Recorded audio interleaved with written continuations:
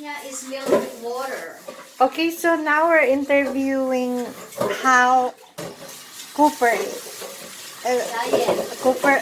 We're interviewing someone who Dati ang takes diet care of Cooper for Cooper's diet. Dati ang Here's diet niya was like, yung mga, yung mga pellets na tinanggal na doon. before he was used to eating dog food from the grocery store. Now he has this boiled cauliflower in the fridge. No, before that, after that Huh.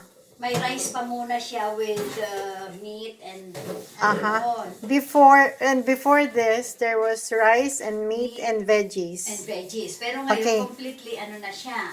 And now, Mas healthier na siya ngayon. and now we have just boiled cauliflower, Yeah. boiled broccoli and Boiled carrots, fish. and boiled tilapia. Oh, yeah, fillet tilapia.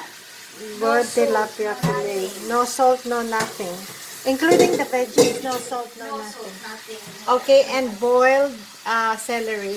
Celery. And then after, when do you give the banana? In the morning, after kunya, After the meal. after After the meal. some time, after 2 minutes, Uh-huh. pag ako'y pag yung breakfast ko na, nakiki-breakfast naman yan, pero fruits na ang binibigay ko.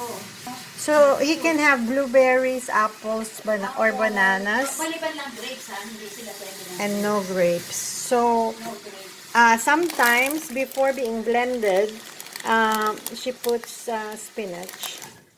But this is basically what Cooper's food is. We can learn from Cooper. It's being blended. But do you add water, Tita? Yeah. you How add much? water. Just, About- just maybe a half cup. About 1 1/4 cup total of the blended food.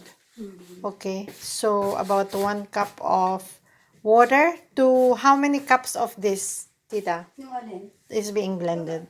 Yan. Baka mga 1 cup din yan na vegetables. 1 cup in total of vegetables and 1 tilapia fillet. Oo. Yeah? Half. Half tilapia fillet. Tilapia fillet. Ito binibigay lahat dyan. So now Cooper has a complete meal twice a day. He eats twice a day, 6 in the morning and 6 in the evening. So we humans can really learn from Cooper because he doesn't eat food with a lot of sugar or with a lot of salt. Look, no salt, no sugar. And the sugar comes from within the vegetables itself. It's got some carbs, like carrots would have sugar, and the fruits has sugar.